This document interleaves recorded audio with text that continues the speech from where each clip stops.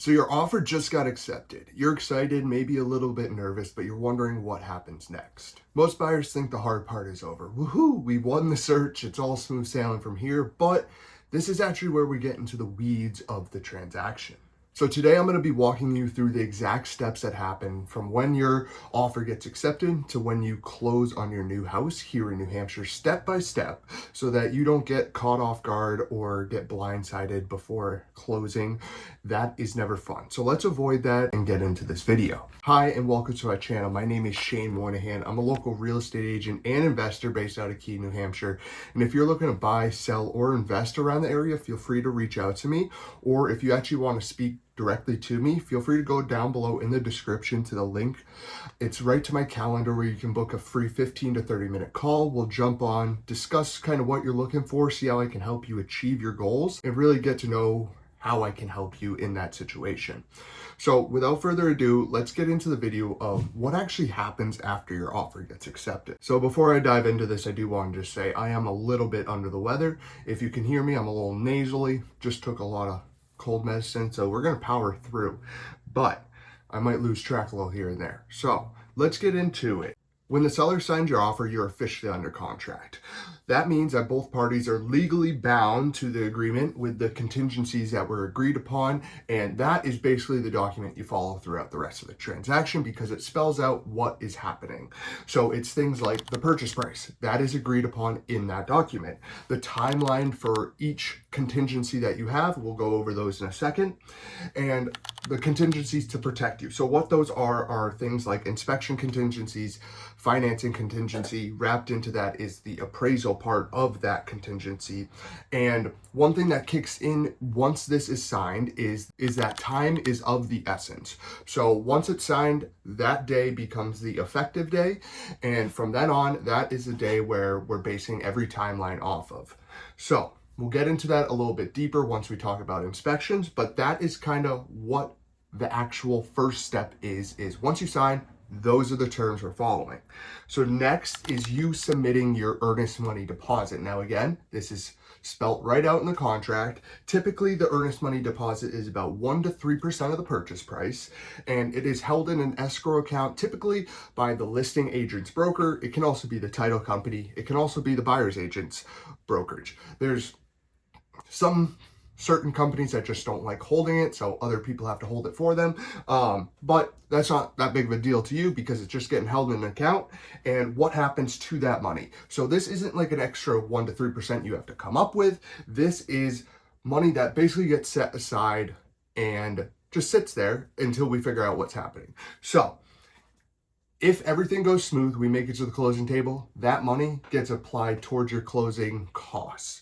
If for some reason, say an inspection contingency you had and you found something in inspection and you're like, no, I don't even want to try to fix this, negotiate it, I just want out. Because of the inspection contingency and you backing out, that would result in them returning that earnest money deposit to you because you found something that you said, no, I'm not doing that. And it has to be something legit. Like you can't just make something up. Like it has to actually be a scary thing happening. But that is your earnest money deposit, and that is typically due within about 5 days of the accepted contract. It's usually just like a personal check, or a lot of people are now doing the deposit link transfers through your bank account online. So very easy to do. And again, just sitting there, not money wasted, but it's about 1 to 3%.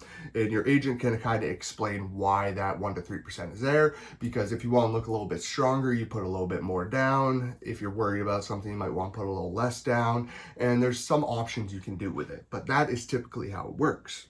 All right, now next is the home inspection period. Now this is one of the biggest moments in the transaction because you find out a lot. So this is usually within 7 to 10 days of the accepted contract. For me, I typically write 7 days. So that means from that effective date, when we sign, everyone signs and agrees. From then, we have 7 days to complete an inspection and look through it and decide how we want to move forward. So it's not only getting the inspection, it's also seeing it and what's the result of this inspection. So you're hiring a licensed inspector to come out and give the property a full evaluation. So they're looking over roof, furnace, electrical, plumbing, structural, everything. And I will say, as a buyer, especially if you're going to be a first-time home buyer, this gets overwhelming. That's why you hire an agent. They're going to be the ones, because they've seen 100 inspections. They understand, hey, this one shows up in everyone. It's just like there's little things that inspectors have to mark off because they're an inspector. It's technically not right. Is there really, do a lot of people do anything about it? Not necessarily, but it's in the report. So guess what? When you get an 80-page report, you're like, whoa, this house is messed up, but it's really not. It's just a lot of things that really happen in every house, and then having that agent to walk you through, hey, what's the big things? Because if everything goes smooth, well then after this, we just move forward and keep going along with the transaction. If something comes up, depending on what it is, say the toilet's loose, well, you can ask, hey, can you tighten the toilet? That one seems a little silly, but I'm going to keep it in here. Tighten the toilet before. So that means they have to repair the toilet and send you a receipt before closing saying, we got that done. Or if it's something a little bit more major, but not necessarily like something that needs to be fixed right away because it's not like leaking or not, it's still functioning, things like those, you can ask for money back at closing. So if it's something like, hey, the hot water heater's 20 years old, it's still working, but they usually last about 12 at the most. So it's gonna be going. That you can ask for some money back at closing. So essentially, if you ask, say you ask for $5,000 back, we write an addendum, which essentially is an extension of the purchase and sales, making sure what's happening throughout the transaction is recorded. And again, once we write an addendum, both parties sign to agree upon it. So say your purchase price is $300,000, but after the inspection you ask for $5,000 back, it's recorded on an addendum that you're getting that $5,000 back in closing, and that will be sent to title and everyone in the transaction so they know what's happening. And something else I kind of forgot to mention while I go on to the next point is right when this all gets under contract, your agent will be sending out an email to every party that needs to be informed that this is happening. So like your lender, title company, usually the listing agent, yourself, so you have a copy of it. So everyone's on the same page working on it all together. And the next couple ones, so these are the like big ones that you as a buyer need to pay attention to. These next ones are still things you have to pay attention to, but they're more things that are happening in the background. So while the inspection's happening, your lender is working too. So like I said, the day we get it on a contract, I'm sending them a copy of the purchase and sales, and they're getting to work. So they're going to be asking you for some newer pay stubs, some updated bank statements. They're going to be ordering the appraisal. I'll get into that in a second. And they're also, once they get all their statements and stuff from you, they're going to be sending it into underwriting to make sure that you actually qualify for this particular house. Because yes, they do a pre-qualification and a pre-approval where they're already looking at most of it, but they're giving you a purchase price of this is what you should be able to afford. Once you get something under contract, they're running every number for this exact house to make sure you can afford this particular property.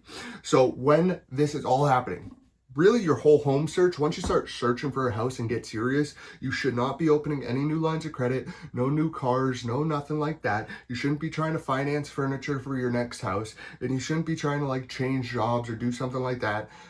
If you have to change jobs, you have to like speak with your lender, see how it affects your home search and all that stuff, because this can be where a lot of deals fall apart. I've had some people, they don't even get under contract and their home search is already over because maybe they bought a car and that was a little too much because it affected their what they can afford for a house, and that went bye-bye. Now the appraisal, this is the next step. This is something that kind of happens behind the scenes. Honestly, you as a buyer don't really hear about it until it happens. Even sometimes the agents really don't hear about it until the day it's, well, a day before. Appraisers they work for themselves and they're interesting. But essentially, your lender orders an appraisal. This goes to, what I'm told, basically a site where it gets randomly assigned to an appraiser around the area, and the appraiser comes out, looks at the home, and basically does what a real estate agent does to list a home, but way more comprehensive, and that's comparing that particular house to recent sales in that area. So they get much more picky about everything, and they're looking through everything. They're looking how old the furnace is, how old the hot water heater is, how old the roof is. Everything matters to them, and they come up with an appraisal of what that property is actually worth, an independent appraisal. And what this shows is, well, can the bank actually loan what they're loaning you on this house? Is that house worth what the loan is going to be for. And if it comes back good, well, guess what? Then everything moves forward. You get the loan, all good. But if it comes in low, this is where you might have to renegotiate the price. You might have to bring more cash to closing. And if neither of those options work, you might have to terminate the contract. And because it's a financing contingency, you're backing out of the contract, you should get your earnest money back in that situation. Now, another thing happening behind the scenes, another thing you need to be aware of is title work and insurance. So up here in New Hampshire, we are a title company state, not a attorney state like some other states that deal with real estate. They have attorneys write everything up. We are a title company state. What the title company does is they do a title search to make sure the title's clear. Free and clear is what we like to see. They don't want to see any liens on it. They make sure you know about encroachments, all this stuff. And then you also get title insurance usually through that, and that protects you from everything in the past, which a lot of insurance policies protect you from things in the future. This is from the past. So anything that happened before your time on that land, so that in case something comes up, you have title insurance to cover yourself. Also with that insurance is homeowner's insurance. So this is something that your agent can send you referrals, all that stuff, but you'll be kind of the one shopping around, getting your insurance all set up and making sure it starts on the day you close. Now, step 7, I believe we're on, is the final walkthrough. Now, this is usually about 24, maybe 48 hours before closing. And essentially, you're going back to the property you're purchasing and making sure it's the way it was when you first saw it when it went under contract. It's also making sure all the prior owner stuff is out of the property. And it's also, if you're getting anything repaired after the inspection period, this is a point that you want to check that those repairs were actually made and were made properly done. So this is just not an inspection, nothing like that. It's just a verification, making sure everything is set good. It's usually really quick because the house is empty. So not much you have to work around, just looking through, okay, let's go. I usually do it right before closing, come look at the house, go drive to closing. And that is step 8, closing day. So this is where you're signing documents. The day before, you're usually wiring funds. Today would be if you're bringing a cashier's check to close. The loan actually gets funded and you get your keys to your new house. So you also want to make sure you bring your driver's license and whatever money you need to buy the house. So what this is you're essentially signing everything, signing the new deed so that your ownership is transferred from the prior owner to you, and you are now officially a new homeowner.